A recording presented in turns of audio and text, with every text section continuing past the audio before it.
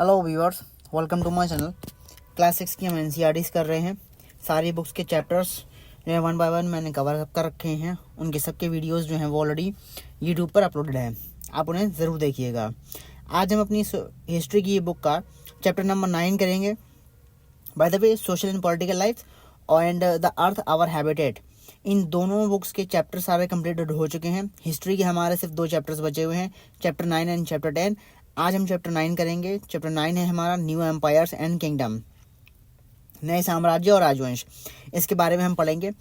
थोड़ा सा अगर हम पीछे की तरफ जाएं, आपने जो हमने पीछे के चैप्टर्स पढ़े हैं उसमें हमने एम्पायर्स को थोड़ा बहुत समझ लिया है कि कैसे एस्टैब्लिश हुए थे, कैसे किंगडम्स एस्टैब्लिश हुए हैं, कैसे किस तरह से राजा ने, मतलब जो लोग थे उन्होंने अपने आप को राजा कहलवाया, राजा बने, अश्वमेध युद्ध करवाए, यज्ञ करवाए, अश्वमेध यज्ञ कराए, हॉर्स सैक्रिफाइसेस जिसे कहा जाता है। ऐसे ही हमने एम्पायर्स के बारे में पढ़ा था। मगध एम्पायर, वज्जी एम्पायर के बारे में हमने पीछे पढ़ा था। थोड़ा सा आज हम उस एम्पायर को और थोड़ा सा आगे हम बढ़ाते हैं। तो चैप्टर स्टार्ट होता है हमारा यहाँ पर एक बच्चे के साथ। बच्चा है एक अरविंद नाम का, और इसको जो है वो एक स्कूल प्ले में राजा बनाया गया है। राजा कौन सा होता है? राजा यानी कि जो स्प्लेंडेड रोब्स होते हैं, जिसकी एक बेशकीमती पोशाक होती है, उसकी मूछें होती हैं बड़ी बड़ी सी, और उसको जो है एक तलवार दी जाती है, जो एक हम आमतौर पर राजा को समझते हैं कि राजा ऐसा होता है। लेकिन यहाँ पे अरविंद को जो रोल प्ले करना था वो एक राजा, ऐसे राजा का रोल प्ले करना था जिसको सिर्फ और बैठना है और बैठ के सिर्फ वीणा बजानी है, और उसको एक पोएट्री रिसाइट करनी है, यानी एज अ म्यूजिशियन किंग के तरह से उसको एक्ट करना है। अब यहाँ पे सवाल आता है, भाई ऐसा कौन सा राजा था जो म्यूजिशियन किंग की तरह से, जो कि म्यूजिशियन किंग था, यानी कि जो एक तरीके से बैठ के वीणा बजाता था। अब इसके बारे में हमें कहाँ से जानकारी मिलती है? इसके बारे में हमें जानकारी मिलती है प्रशस्ति से, जिसको हमने पीछे थोड़ा सा समझा था कि प्रशस्ति क्या होती है। अभी हम इसको आगे भी डिस्कस करेंगे। तो प्रशस्ति क्या होती है और वो हमें क्या बताती है, इसके बारे में कहते हैं कि अरविंद को जो था वो एज एक्ट करनी थी समुद्रगुप्त नाम के एक फेमस रूलर का, जो कि गुप्ता डायनेस्टी से बिलोंग करता था, उसका उसे एक्ट करना था, उसकी उसे एक्टिंग करनी थी। अब समुद्रगुप्त जो है के बारे में हमें पता चलता है लॉन्ग इंस्क्रिप्शन से। इंस्क्रिप्शंस क्या होते हैं? इंस्क्रिप्शंस हमारे वो थे जो अशोकन पिलर्स के ऊपर इलाहाबाद में मैसेजेस इंस्क्राइब्ड करे गए थे। जो पिलर्स थे, बेसिकली स्तंभ कहें या खंबा कह लें, उसके ऊपर इंस्क्रिप्शंस लिखे हुए थे, और इन इंस्क्रिप्शंस को जो है वो कंपोज करा गया था कवि के द्वारा, जिसका नाम था हरिसेन, जो कि एक समुद्रगुप्त के ही दरबार में उसका एक कवि था और एक मंत्री भी था, हरिसेन। ठीक है, आगे कह रहे हैं कि जो इंस्क्रिप्शंस हैं is of a special kind known as prashasti, यानी इंस्क्रिप्शन जो है वो एक स्पेशल तरह की एक प्रशस्ति होती है, जो कि एक संस्कृत टर्म है, यानी संस्कृत में हम कहेंगे प्रशस्ति, और इसका मीनिंग होता है इन प्रेज ऑफ, यानी आप किसी की तारीफ कर रहे हैं, आप किसी की बड़ाई कर रहे हैं, या आप किसी की प्रशंसा कर रहे हैं। जब प्रशस्ति जो होती थी ये कंपोज होती थी रूलर्स के द्वारा, रूलर्स के लिए, यानी कि रूलर्स की प्रशंसा, यानी जो शासक हुआ करता था उसकी प्रशंसा के लिए जो थी प्रशस्तिज लिखी गई थी, जिसके बारे में हमने चैप्टर 8 में पढ़ा था। और चैप्टर 8 में हमें एक नाम नजर आता है, गौतमी पुत्र श्री सतकर्णी, जिसके बारे में हमने चैप्टर 8 में पढ़ा था, और जो कि ये एक इम्पोर्टेंट रहा गुप्ताज के टाइम पीरियड में। समझे आप? ठीक है, तो अब हम देख लेते हैं समुद्रगुप्त की प्रशस्ति के बारे में। भाई हम पढ़ रहे हैं चैप्टर समुद्रगुप्त के बारे में, तो समुद्रगुप्त की प्रशस्ति हमें क्या बताती है इसके बारे में देखते हैं। कि समुद्रगुप्त की जो प्रशस्ति है वो बताती है कि पोएट जो थे वो उसकी तारीफ करते थे किंग की बड़े ही ग्लोइंग टर्म्स में। एज अ वरीयर बताते हैं, बड़ा ही योद्धा है, कि एक किंग है जिसने कई सारी बैटल्स जीती हैं। और वो पोएट जो थे वो काफ़ी लर्न थे, यानी कि समझे बुझे हुए थे, अक्लमंद थे, और एक तरीके से उनको परख थी चीज़ों की, और वो अपने टाइम पीरियड के अच्छे पोएट थे, यानी अच्छी शब्दावली यूज़ करा करते थे, अच्छे वर्ड्स यूज़ करा करते थे। उनको पता था कि किस तरह से जो है वो पोएट करनी है, किस तरह से प्रशंसा करनी है। उसके बाद ये भी कह रहे हैं कि राजा को जो है वो बराबर समझते थे ईश्वर के, यानी गॉड्स के वो बराबर समझते थे। प्रशस्ति जो थी वो बेसिकली बड़े बड़े ही लॉन्ग सेंटेंसेस में लिखी जाती थी, छोटे छोटे शब्दों में नहीं कि राजा बड़े अच्छे थे, राजा बड़े दयालु हैं, ऐसे नहीं लिखी जाती थी। तो बहुत ही बड़े तरीके से अच्छे तरीके से एलाबोरेट करते थे। इसका एक एग्जाम्पल दे रखा है कि समुद्रगुप्ता को अगर वो वॉरियर कह रहे हैं तो इसका मतलब ये है कि उनकी बॉडी जो थी, बताया गया है कि समुद्रगुप्त की जो बॉडी थी वो बड़ी ही चार्मिंग थी और कवर्ड थी कई सारे ब्यूटीफुल मार्क्स के, कई सारे प्लेंटियस ब्यूटी ऑफ मार्क्स थे उनके शरीर पर। 100 ऑफ स्कार्स थे, यानी कि हजारों जो थे वो स्कार्स, दाग थे जो उन्होंने खाए थे बैटल्स में। काहे से खाए थे? कुल्हाड़ी से खाए थे, तीरों से खाए थे, स्पाइक्स यानी कि जो कांटे थे उनसे खाए थे, कुछ स्पीयर्स उन्होंने झेले थे, उनके ऊपर भाले का उन्होंने वार सहा था, बार्ब्ड डार्ट्स थे, ये सब वेपन्स हैं, swords, iron clubs, javelin, barbed arrows, long arrows and और दूसरे कई सारे वेपन्स के जो घाव थे उनसे उनके शरीर पर निशान बन गए थे और वो काफ़ी ब्यूटीफुल लग रहे थे। तो ये एक ही डिस्क्रिप्शन दे रखा है कि समुद्रगुप्त को वॉरियर के तौर पे जो बताया गया है। अब आगे कह रहे हैं कि अगर हम मैप 7 में देखें जो कि पेज नंबर 87 पर दे रखा है तो हम ये नोटिस करेंगे कि वहाँ पर एक एरिया दिया गया है जो कि ग्रीन शेड में है। कुछ हमें सीरीज मिलेंगी रेड डॉट्स की जो कि ईस्ट कोस्ट के साइड पे, और हम वहाँ पर जो है वो पर्पल और ब्लू कलर को भी हम देखेंगे, ऑब्जर्व करेंगे। तो मैप देखते हैं। मैप में कह रहे हैं कि ये ग्रीन कलर में आपको यहाँ पर जो एरिया दिखाया है इसकी बात करिए कि आप ग्रीन मैप देखेंगे, ग्रीन कलर में एरिया देखेंगे। ये सीरीज है जो कि आपके ईस्टर्न कोस्ट पर नजर आ रही है, आपकी जो देखने को मिल रही है ये रेड डॉट है आपके। इसके बाद कह रहे हैं आप एक ब्लू रीजन देखेंगे, ये वाला ब्लू रीजन आपको यहाँ बताने कह रहे हैं कि ये ब्लू रीजन है। इसके अलावा जो पर्पल की बात करिए, हालांकि ये पर्पल मुझे समझ में नहीं आता ये पर्पल किस हिसाब से, मुझे पिंक लग रहा है।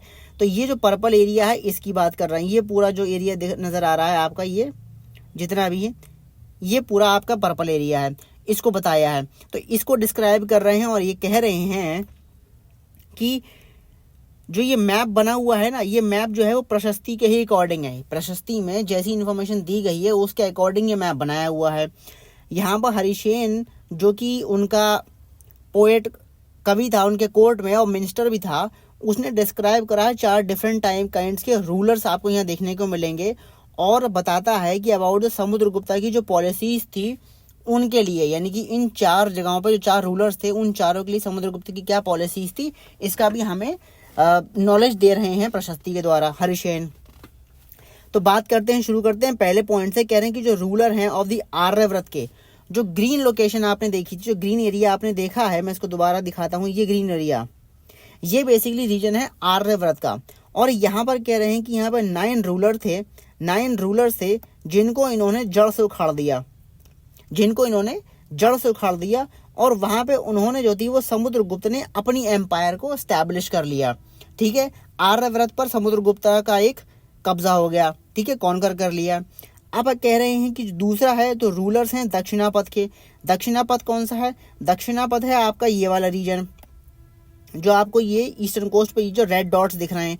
ये रेड डॉट्स दिखने का मतलब यहाँ पर ये है कि ये दक्षिणापथ है और यहाँ पे होते थे 12 रूलर्स।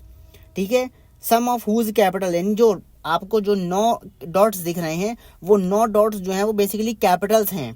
ठीक है, वहां पे जो था समुद्रगुप्त ने युद्ध के बाद उनको डिफीट कर दिया और डिफीट करने के बाद उन्होंने सरेंडर कर दिया। डिफीट करने के बाद दक्षिणापथ के जो 12 रूलर्स थे वो सरेंडर कर चुके थे समुद्रगुप्त के सामने बैटल में, और उनको अलाउ कर दिया था, उन 12 रूलर्स को अलाउ कर दिया था कि वो रूल कर सकते हैं वहां पर, लेकिन समुद्रगुप्त के अंडर में। फिर तीसरा पॉइंट कह रहे हैं जो इनर सर्कल है नेबरिंग स्टेट का, जिसमें आसम, कोस्टल बंगाल, नेपाल और जो कुछ गण संघ हैं जो कि चैप्टर 5 में हमने देखे थे, नॉर्थ वेस्ट में marked in purple on the map, they brought tribute, followed his order and attended his court. कौन सा रीजन है वो देखते हैं। यहाँ पे रीजन की बात कर रहे हैं तो रीजन है आपका ये वाला, जो बेसिकली ये पिंक रीजन आपको दिख रहा है, जो पर्पल इन्होंने डिस्क्राइब करा लेकिन वो बेसिकली पिंक रीजन है। तो उसमें ये नेपाल का रीजन, ये नेपाल कंट्री है। ठीक है, ये बंगाल है, बंगाल का इधर ये पूरा ये कोस्टल रीजन आ गया है। यहाँ पर आपका है कहीं आसम, इस रीजन पे आपका ये पूरा नॉर्दर्न स्टेट है, नॉर्थ ईस्टर्न कंट्रीज हैं। उसके बाद ये नॉर्थ वेस्ट का जो रीजन है आपका, ये पूरा नॉर्थ वेस्ट का जो रीजन है, यहाँ पर ये सब चीजें। और गणसंघ हमने ये पढ़ा था कि गणसंघ क्या थे। गणसंघ बेसिकली जो बौद्धिज्म और जैनिज्म में जो पर्सन घर को त्याग के नॉलेज की तलाश में आते थे, उनको उन सब का पूरा एक एसोसिएशन होता था। उसी एसोसिएशन को उन्होंने यहाँ पर संघ कहा है, तो वही संघ की बात यहाँ पर कर रहे हैं। ठीक है, तो उनको कह रहे हैं कि वो सब इनके लिए जो थे वो ट्रिब्यूट्स लेकर आते थे, इनके ऑर्डर्स को फॉलो करते थे कि समुद्रगुप्त ने जो आदेश दिया उसको वो फॉलो करते थे और उनकी कोर्ट को अटेंड भी करते थे, तो यहाँ पर समुद्रगुप्त की ये पॉलिसी चली आ रही जो कि इनर सर्कल दिखाया है नेबरिंग स्टेट का। फिर कह रहे हैं जो रूलर्स हैं आउटलाइंग एरिया के, यानी कि जो बाहरी क्षेत्र के जो लोग हैं, जो रूलर्स हैं, उनको ब्लू कलर में मार्क करा गया था। परहैप्स वो की डिसेंडेंट हैं कुशानाज के और शाकाज के, कुशानाज और शाकाज के डिसेंडेंट हैं, ठीक है। And the rulers of Sri Lanka who submitted to him and offered daughters in marriage, यानी जो आउटलाइंग एरिया है, आउटलाइंग एरिया कौन सा है, आउटलाइंग एरिया जो है आपका वो पूरा का पूरा ये वाला, जो कुछ एरिया पाकिस्तान और अफगानिस्तान का जो एरिया आपको नज़र आ रहा है, ये पूरा का पूरा जो आउटलाइन एरिया है इसका जिक्र कर रहे हैं। और ये कह रहे हैं कि यहाँ पर जो थे वो कुशानाज और शाकाज, ये एक डायनेस्टी थी जो यहाँ पर पहले रहा करती थी, और इसी में का कुछ हिस्सा जो है वो आगे कह रहे हैं कि श्रीलंका में भी कुछ इनका एक समुद्रगुप्त का वहाँ पर भी कांटेक्ट था। तो जो श्रीलंका का जो रूलर था उसने भी अपने आप को सबमिट कर दिया था, तो इनकी पहुंच आप बता रहे हैं बाहर तक पहुंचती। तो श्रीलंका का जो रूलर था उसने भी अपने आप को सबमिट कर दिया और उन्होंने ये कहा कि आप जो है हमारी बेटियों से शादी कर लीजिए, ठीक है। तो ये आपको 4 पॉइंट बताएं, चारों एरियाज को यहाँ पर प्रॉपर तरीके से जो है वो एलाबोरेट करा हुआ था। अब यहाँ पे सवाल आया है, सवाल ये है कि आप प्रयाग को फाइंड करिए जो कि ओल्ड नेम है इलाहाबाद का, और फाइंड करिए उज्जैन को, पाटलिपुत्र को जो कि पटना का नाम है मैप में। तो यहाँ पर आपको दिख रहा है ये है प्रयागा, ठीक है, और ये है आपका उज्जैन, और यहाँ पर है आपका ये पाटलिपुत्र जो कि पटना है। तो ये 3 चीजें हमें मैप में दिख गई। ये इंपॉर्टेंट सेंटर्स थे गुप्ता रूलर्स के। क्या डिफरेंस है between the way in which Samudragupta जो treated the rulers of Aryavarta and Dakshinapatha. Aryavarta का जो ये ग्रीन रीजन आपको अभी देखने को मिला था, यहाँ पे किस तरीके से रूलर था, यहाँ पे नोड एंड रूलर्स थे जिनको हराया, जिनकी जड़ों को उखाड़ दिया, जिनके शासन को पूरी तरीके से उखाड़ दिया, यहाँ पे समुद्रगुप्त एम्पायर आ गया। दक्षिणापथ में क्या करा, दक्षिणापथ में युद्ध हुआ और वहां पर जो थे ये 12 रूलर्स में जो थे इन्होंने सरेंडर कर दिया। सरेंडर करने के बाद यहाँ पर उनको रूल मिल गया, और रूल मिलने के बाद जो है वो यहाँ पर अपना काम करते चले गए, रूल करते चले गए। अब यहाँ पर डिफरेंस की बात करने की बात कह रहे हैं तो यहाँ पर डिफरेंस आप फाइंड आउट कर सकते हैं। ये मैप आप ध्यान में रखिएगा। आगे हम देखते हैं भाई, आगे दे रखा है वर्ड, एक टर्म दे रखी है जीनोलॉजीज। जीनोलॉजीज का बेसिकली मतलब ये होता है कि एंसेस्टर्स की आप स्टडी करना, जो आपके जो पूर्वज रहे हैं या तो उनकी एक तरीके की पूरी लिस्ट होगी, ठीक है, कि पहले परदादा हुए, फिर दादा हुए, दादा के बाद बाप हुए, बाप के बाद बेटा आया, बेटे के बाद उसके बाद फिर पोता आएगा, फिर उसके बाद परपोता आएगा, इस तरीके से चलेगी सारी चीज़ें। तो ये पूरी एक लिस्ट होती है एंसेस्टर्स की, और इसी को स्टडी करने का मतलब होता है जीनोलॉजीज। जीनोलॉजीज का मतलब इस तरीके से जीन कहते हैं अनुवांशिक होता है, अनुवंश, आपका वंश चलता चला जा रहा है। और लॉजीज का मतलब होता है स्टडी करना, यानी आप जो है वो किसी की एक जनरेशन को स्टडी कर रहे हैं, जनरेशन की आप स्टडी कर रहे हैं, किसी के एंसेस्टर्स की आप स्टडी कर रहे हैं। तो ये टर्मिनोलॉजी आप याद रखिएगा। इसको स्टार्ट करने से पहले हम यहाँ पर चलिए पहले हम इस टॉपिक को स्टार्ट कर लेते हैं, बाद में हम विक्रम सावंत देखेंगे। तो कई सारी जो प्रशस्ति थी वो मेंशन करती हैं एंसेस्टर्स को रूलर्स के। कई सारी प्रशस्ति जो होती हैं वो एक लंबे दौर से चली आ रही हैं, लंबे टाइम पीरियड को कवर करती चली आ रही हैं, तो उससे रूलर्स के एंसेस्टर्स का हमें पता चलता चला आ रहा है। This one mentions Samudragupta's great grandfather. इससे हमें जीनोलॉजीज जो का बात कर रहे हैं तो उसमें प्रशस्ति से ये पता चल रहा है कि समुद्रगुप्त के जो ग्रेट ग्रैंडफादर थे, फिर उनके ग्रैंडफादर आए, फिर उनके फादर आए, फिर उन फादर और मदर था, मदर का टाइम पीरियड आया। मदर कौन थी समुद्रगुप्त की, वो थी कुमार देवी, जो कि बिलोंग करती थी लिच्छवी गण से। जबकि उसके फादर समुद्रगुप्त के फादर कौन थे, चंद्रगुप्त थे। ये फर्स्ट रूलर रहे हैं गुप्ता डायनेस्टी के, जिन्होंने जो था वो एक ग्रैंड टाइटल अडॉप्ट करा था और अपने आप को कहा था कि भाई मैं अब से महाराजाधिराज हूं। A title that Samudragupta also use, और यही टाइटल समुद्रगुप्त ने भी यूज किया। थोड़ा सा यहाँ पर कुछ क्वेश्चनिंग आती है, वो क्वेश्चनिंग ये आती है कि समुद्रगुप्ता के ग्रेट ग्रैंडफादर, समुद्रगुप्ता के ग्रेट ग्रैंडफादर का क्या नाम था। तो समुद्रगुप्त के ग्रेट ग्रैंडफादर का नाम था घटोत्कच। बेसिकली ये गुप्ता डायनेस्टी से आते हैं, और गुप्ता डायनेस्टी में सबसे पहले जो आते हैं वो आते हैं गुप्त नाम के, गुप्ता के नाम से ही यह डायनेस्टी चली है। उसके बाद कौन आया, उसके बाद आए थे घटोत्कच। घटोत्कच, अब स्पेलिंग इसकी जो भी होगी वो आप समझ लीजिए, घटोत्कच जो भी नाम होता, ठीक है। उसके बाद इनके जो थे वो आए थे दादा। दादा का नाम क्या था, दादा का नाम था चंद्रगुप्त।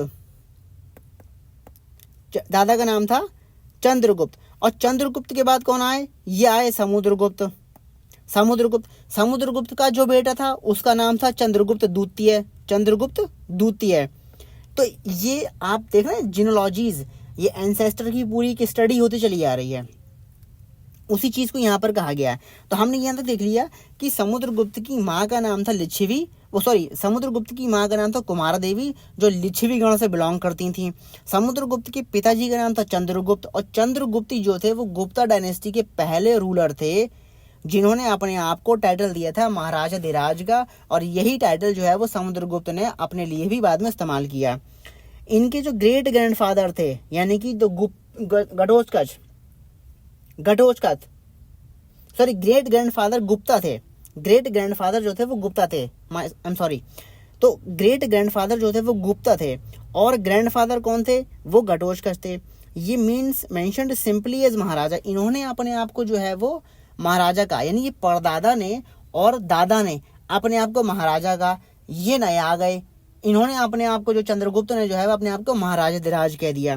तो it seems as if the family gradually rose to importance. तो धीरे धीरे जो थी वो फैमिली ऊपर की तरफ बढ़ती हुई चली आई।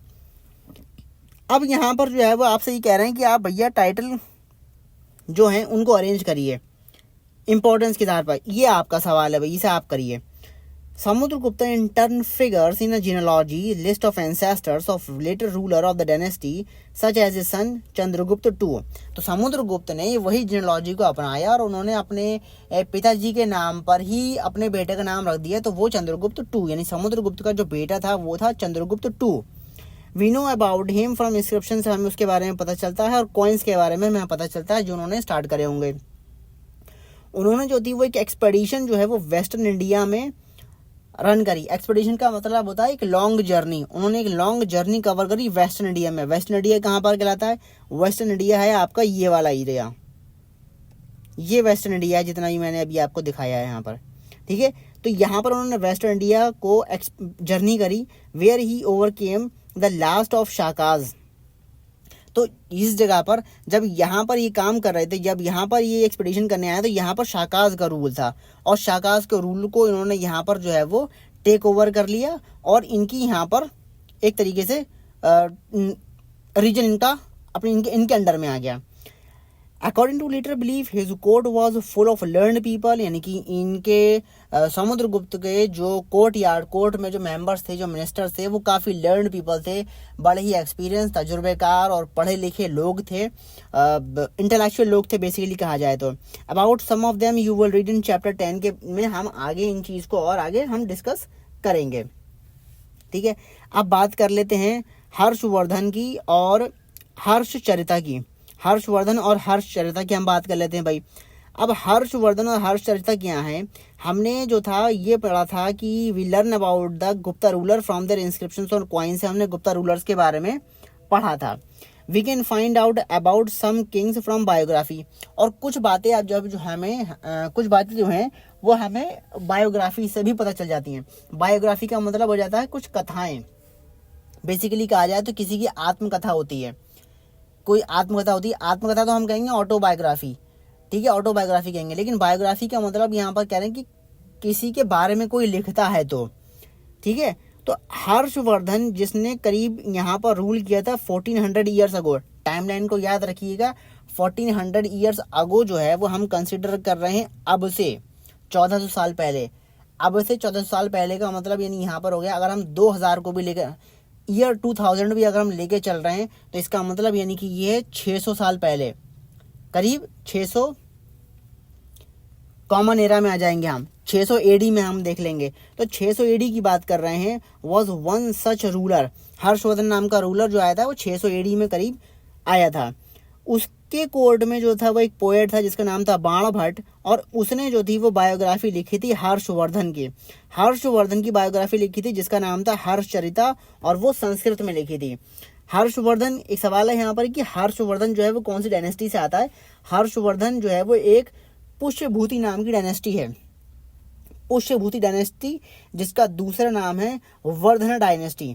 पुष्यभूति डायनेस्टी और वर्धन डायनेस्टी दोनों एक ही हैं, और उसका ये रूलर है हर्षवर्धन, लास्ट रूलर है हर्षवर्धन। इसकी बायोग्राफी लिखी थी इसी के दरबारी कवि ने जिसका नाम था बाणभट्ट, और बायोग्राफी का नाम था हर्षचरिता। ठीक है, और यहाँ से हमें जीनोलॉजी पता चलती है हर्षा की, और हर्षा जो था वो अपनी इस डायनेस्टी का आखिरी किंग था, आखिरी किंग था। अब जो है थोड़ा सा आप कोशिश करिएगा कि हर्षवर्धन की जो डायनेस्टी स्टार्ट हुई है वो कहाँ से स्टार्ट हुई है, और उसका आखिरी राजा हर्षवर्धन बना, तो बीच में कौन कौन से राजा थे इनका आप जो है थोड़ा सा फाइंड आउट करिएगा। जुआंगजेंग, जिसके बारे में हमने चैप्टर 8 में पढ़ा था, इसने भी काफ़ी टाइम स्पेंड किया था हर्ष के दरबार में, हर्षवर्धन के दरबार में इसने भी काफ़ी टाइम स्पेंड किया था, और इसने भी काफ़ी कुछ लिखा था। जो भी उसने उसके दरबार में देखा था इसके बारे में भी इसने काफ़ी कुछ डिटेल में लिखा था। अच्छा, हर्षा जो था वो बड़ा बेटा नहीं था अपने बाप का, यानी हर्षा के पिताजी का नाम जो था वो था प्रभाकर वर्धन, प्रभाकर वर्धन। तो प्रभाकर वर्धन जो था इसका बड़ा बेटा था राज्यवर्धन, राज्यवर्धन, और छोटा बेटा जो था वो था हर्षवर्धन, जो कि लास्ट। देखिए यहाँ पर आपको जीनोलॉजी थोड़ी सी समझ में आ गई होगी। फादर कौन था हर्षा का? हर्षा का फादर था प्रभाकर वर्धन, प्रभाकर वर्धन, प्रभाकर वर्धन था। और इसका जो बेटा था पहला बड़ा बेटा कौन था? बड़ा बेटा था राज्यवर्धन, राज्यवर्धन था। राज्यवर्धन का जो छोटा भाई था वो था हर्षवर्धन, हर्षवर्धन। ठीक है, तो ये जीनोलॉजी ऐसे निकल कर आ रही है। ठीक है, अब हर्षा जो था, अब यहाँ पर कह रहे हैं कि but became the king of Thanesar after both his father and Elder brother died. Harsha जो था वो अपने जो छोटा भाई था, हर्ष जो था वो छोटा भाई था राज्यवर्धन का। अब हर्षवर्धन को जो है वो थानेसर का राजा बन गया। कब बना? जब उसके पिताजी की और उसके बड़े भाई की डेथ हो गई थी, तब हर्ष जो है वो थानेसर का राजा बना। उसका जो ब्रदर इन लॉ था, इसका ब्रदर इन लॉ का मतलब ये कि हर्षा की जो बहन थी, हर्षा की बहन का नाम क्या था? हर्षा की बहन का नाम जो था वो था राज्यश्री। हर्षा की बहन का नाम था राज्यश्री। राज्यश्री की शादी हुई थी किससे? ग्रहवर्मन से। ग्रहवर्मन जो कि रूलर था कन्नौज का। कन्नौज हमने मैप 7 में देखा है, तो देख लेते हैं एक बार दोबारा से कि भाई कन्नौज कहाँ पर है। कन्नौज है हमारा यहाँ पर, ठीक है, कन्नौज है हमारा यहाँ पर। तो कन्नौज में रूल कर रहा था कौन? कन्नौज में रूल कर रहा था ग्रहवर्मन, ग्रहवर्मन, और उसकी वाइफ थी कौन? राज्यश्री। ठीक है, and he was killed by the ruler of Bengal, यानी कि ग्रहवर्मन की हत्या कर दी गई थी। किसने करी थी? बंगाल का एक रूलर था जो कि आता था, जिसका नाम था शशांक, जिसका नाम था शशांक, जो कि गौड़ा से था, गौड़ा वहां से ही था, और उसने इसकी हत्या कर दी थी। किसी ग्रहवर्मन की हत्या कर दी थी, और उसने जो था हत्या करने के बाद उसकी जो वाइफ थी राजश्री, जो थी राजश्री, उसको जो है वो कैप्चर कर लिया था। फिर हर्षा ने जो था वो कन्नौज पे दोबारा से टेक ओवर कर लिया, और टेक ओवर करने के बाद उसने बंगाल के खिलाफ जो है वो एक आर्मी छोड़ दी। उसने एक बंगाल के खिलाफ आर्मी तैयार कर ली एक तरीके से। हालांकि वो उसने जो था वो मगध और प्रोबेबली जो बंगाल का रीजन था ईस्ट में, उसको तो उसने कॉन्कर कर लिया था, क्योंकि उससे पहले कोई ऐसा था नहीं। तो इसने जो था ये काफ़ी हद तक सक्सेसफुल हुआ वहाँ पर, और उसने जो है वो सक्सेसफुली जो है वो मगधा को और बंगाल को जो है वो कब्जा कर लिया। उसने जो था वो कोशिश करी थी, फिर उसने कोशिश करी नर्मदा को पार करने की और डेक्कन पार्ट में एंटर करने के लिए। अब नर्मदा रिवर कहाँ पर है, थोड़ा सा मैप में देख लेते हैं दोबारा से हम जाके, कि ये नर्मदा रिवर जो आपकी यहाँ पर आ रही है, ये भरूच दिख रहा है आपको यहाँ मैप में, ये अगर आप देख रहे हो तो भरूच, अगर आप देख रहे हैं तो ये रहा भरूच, ये है नर्मदा रिवर आपकी, और यहाँ पे वो रूलिंग थी, उसकी रूलिंग थी, और वो क्रॉस करता करता यहाँ पे भरूच की यानी कि नर्मदा क्रॉस करके इस जगह पर, ये डेक्कन रीजन था करीब, इस जगह पे एंटर करना चाह रहा था। अब इस जगह पे एंटर करने से उसको रोक दिया। किसने रोका? उसको रोका चालुक्य डायनेस्टी का एक राजा था जिसका नाम था पुलकेशन II। इसने जो था वो हर्षा को नर्मदा रिवर क्रॉस करके डेक्कन पर कब्जा करने से रोक दिया। तो यहाँ पर जो था वो इसकी जो एक तरीके से इसका एक कंट्रोल था वो यहीं पर आके रुक गया था। ठीक है, अब यहाँ पर कह रहे हैं कि पॉलिटिकल मैप में आप देखें इंडिया के और ये प्रेजेंट डे स्टेट के साथ हम कंसर्न करें के साथ उसको हम ऑब्जर्व करें और ये देखें कि हर्षवर्धन ने बंगाल में और नर्मदा के इलाके पे आने पर उसने कौन कौन सी स्टेट को जो है वो क्रॉस किया। तो यहाँ से हमें साफ पता चलता है, अगर हम मैप को थोड़ा सा डीपली देखने की कोशिश करें तो यहाँ पे हमें पता चलेगा कि वो आया था यहाँ से कन्नौज से, और कन्नौज है हमारा यूपी में। तो पहले यूपी से वो बाहर निकला, यूपी से बाहर निकलने के बाद उज्जैन में आया। उज्जैन हमारा है मध्य प्रदेश में आज के टाइम पे, और मध्य प्रदेश में आने के बाद फिर वो नर्मदा में आए, यहाँ पर नर्मदा क्रॉस करके इस जगह पर आए, यानी कि यहाँ पर रीजन आपका पड़ जाता है महाराष्ट्र का रीजन। ठीक है, यहाँ पर आपके इस जगह पर आए नर्मदा पे। अच्छा, बंगाल की बात करें तो बंगाल है आपका यहाँ पे कहीं, ये रीजन आपका बंगाल का कहलाता है। तो बंगाल क्रॉस पहुंचने के लिए उसे यूपी क्रॉस करना था, यूपी क्रॉस करने के बाद उसको बिहार क्रॉस करना था, और बिहार क्रॉस करने के बाद वो आता है यहाँ पर बंगाल में। तो ये हमें आंसर यहाँ पर मिल गया कि हम मैप में देख के ये पता चल सकता है कि उसने नर्मदा पहुंचने के लिए जो है वो मध्य प्रदेश को क्रॉस किया और बंगाल पहुंचने के लिए बिहार को क्रॉस किया। यहीं पे हम इस वीडियो को रोकते हैं। नेक्स्ट पार्ट में हम पढ़ेंगे पल्लवाज, चालुक्य और पुलकेशन की प्रशस्ति के बारे में, यानी पल्लवाज, चालुक्याज और जो पुलकेशन की जो प्रशस्ति है हम उसके बारे में पढ़ेंगे। वीडियो पसंद आया तो लाइक एंड शेयर जरूर कीजिएगा। चैनल पर नए हैं तो चैनल को सब्सक्राइब जरूर कीजिएगा। मिलते हैं पार्ट 2 के साथ। Thank you and have a nice day.